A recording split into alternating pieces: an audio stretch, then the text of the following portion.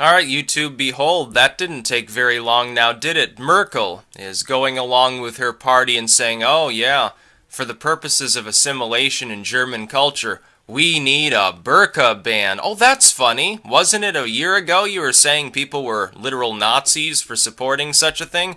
See, here's case in point. Like I said yesterday, now I wasn't aware that Merkel had said this until after I made my video on the EU's inevitable upcoming collapse.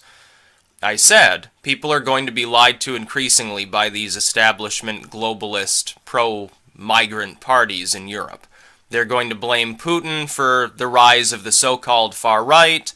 They're going to blame evil Nazis. They're going to crack down on free speech. And they're going to do this. They're going to do some maneuvering to convince you, the European people in various countries, that these parties now recognize that they actually caused a problem. It is not in the nature of politicians to do so. So if they are doing so, there's an ulterior motive involved. Angela Merkel does not care what specific social policies she supports. This is a band-aid on a gaping wound. What she wants to do, read further into it, she wants to keep bringing migrants into Germany. And the only way that she can keep her job while doing that is to look like she's doing something to encourage assimilation that will never actually happen. Most of the people entering Western Europe from abroad right now, under this sort of refugee crap, are not refugees. They have not been displaced by the civil war in Syria. They're not Syrians. Most of these people are from elsewhere. Many of them are Libyan, or they're from Pakistan, Somalia certainly, maybe Yemen, Oman, some of these countries. That's where they're from. They're economic migrants. They want to go to West. They're not going to stay in Poland. They're not going to stay in Greece. They're going to go to the UK, France, Germany, Sweden, places that will give them free money, free housing, and essentially leave them alone, such that if they engage in crime, they get a slap on the wrist punishment because no government there has the balls to actually prosecute somebody who happens not to be a member of the native culture. That's what this is about. You will be lied to repeatedly for the next few years. As the European Union begins to lose more and more power, as it begins to lose more and more favor, they're going to pull out all the stops to convince you that if the EU falls, Russia will immediately invade Eastern Europe. Western Europe will immediately fall into chaos and these countries will somehow begin fighting one another. Nobody will be able to trade with anybody else, and it will suddenly go back to like, I don't know, the World War I period or something politically and socially. This will not actually happen. But they're going to tell you to think of the children. They're going to tell you first, we have a responsibility to these migrants here. Think of ethics, think of morals. Oh, we have to do something for these poor, needy people that we ourselves let in. That in the case that they are refugees, we're helping to cause the refugee crisis by funding the FSA in partnership with Uncle Sam. Oh, and by the way, all these, the Five-Star Movement, Front National, UKIP, they're all sponsored by Putin. He wants to take over Europe politically because he realizes he can't do it in a military sense. A bunch of bullshit. These countries want to be stronger. The Five-Star Movement, UKIP, Front National, the Swedish Democrats, all these groups, they want their nations to be stronger. If the European states compete with one another, and if the less developed states can stop getting brain drain, the West European states can temper their welfare state, Europe will be more powerful. It will be more able to respond to external problems. It will have more military strength. It will have more wealth. It will have more cultural stability. The problem is that what the EU really is meant to be is a superstate. It was never meant to be a sort of confederation of states simply pegged to one currency and with free movement. That's not the point of the EU. Any more than here, the point of the ACA was an actual overhaul of our healthcare system. It is the same principle. You institute a system using a moral argument. With the ACA, it's we've got to get the uninsured have to have insurance. We have to take care of these people. In the case of the EU, it's we want free trade. We want a peaceful, prosperous, stable Europe with a strong currency that can respond to aggression more easily because we'll all sort of be in the boat together. That's how Europe was anyway. That's how it was anyway before the EU, at least the states that weren't part of the Soviet bloc. that hadn't been co-opted by communism. If it hadn't been for that, there would have been peace reigning anyway. No, the Soviet Union's dead. People are worried.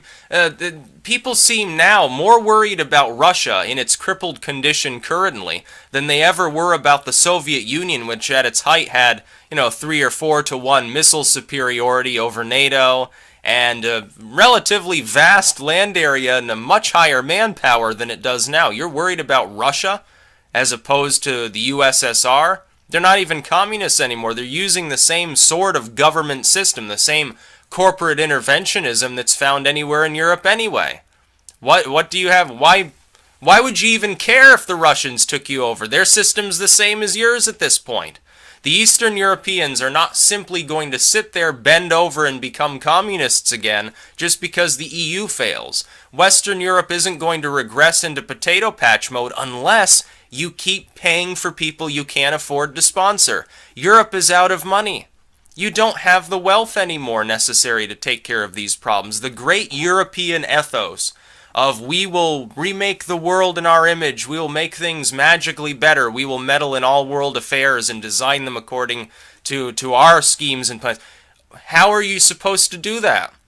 All of Europe combined, the entire European Union, isn't even equal, despite having, I think, twice as many people in it, and a similar land area, isn't even equivalent to the U.S. economy. And don't even get me started on your military capabilities. You're acting like the European superstate that's to come, which is what they planned all along, magically is going to become a world power. It wouldn't even be as strong as China. It'd be stronger than Russia, other than the nuclear question. But you'd still be in third place. The U.S. and China would still be collectively in first and second, and there's not much to be done. Your density is already achieved. You've already had your heyday. The only way that Europe continues to be any form of power is to crack the EU apart, get competition in there, and work with your various chosen states around the world to develop them. Go put up some factories in Africa or Latin America or something. Nobody's going to care. Nobody's going to stand in your way. Be friendly, yes. Be friendly with one another. You can work together as far as your militaries are concerned. But right now, the system there is stagnant, like the ACA. The point of the ACA was to institute a system on a moral basis that would not work, so that subsequently, a further democratic administration could argue for single payer. That's the plan all along. Now that plan failed. We stopped them. There will be no single payer in this country. It's not going to happen.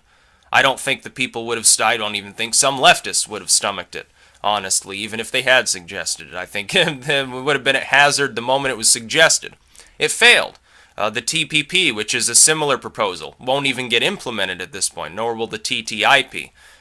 They will be defeated, which is good. It's great for the United States. Hopefully we get rid of NAFTA and all these other crappy-ass interventionist deals too.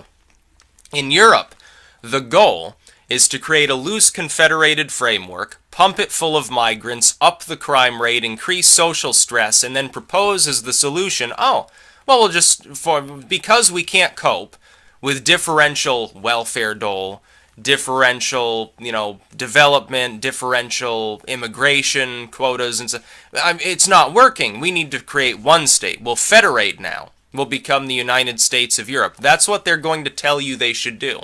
Thankfully, at the rate the EU is declining, I don't think they're ever going to get a chance to implement it. I think their plan has already failed. Eastern Europe would stand in their way anyway, probably, because they know what it's like to lose sovereignty. I think they'd start to split off. What they're trying to do now is they're trying to hardball the UK, which voted for the Brexit, by trying to use the media. They're doing that here too. They're doing the same thing. All you have to do is find the connections between the European media and the American media to see what's going on right now. They are telling people over in the UK especially, people that voted for the Brexit now are against it. People have buyer's remorse. They're saying the same thing about Trump here. Have you seen the same exact line of, we can't normalize this in both Europe and the United States? What do you think these people are doing? They're trying to save their jobs. They're trying to save their increasingly expensive government pensions. It all boils down to their money and their power. That's what they care about. Ultimately, the people like Merkel, no, they don't have strong feelings in favor of globalism other than it's their cash cow. That's why they support it. If somebody were to offer them more money to be nationalistic, they'd probably be nationalistic. You see what Merkel's doing now. She's pretending, yeah, we need assimilation, no more migrants, we can't do it anymore. We're losing money, the crime rate's gone up, people aren't assimilating, we need a burqa ban. It's a joke, it's a ruse. She doesn't actually care about this issue. She doesn't care if anyone assimilates.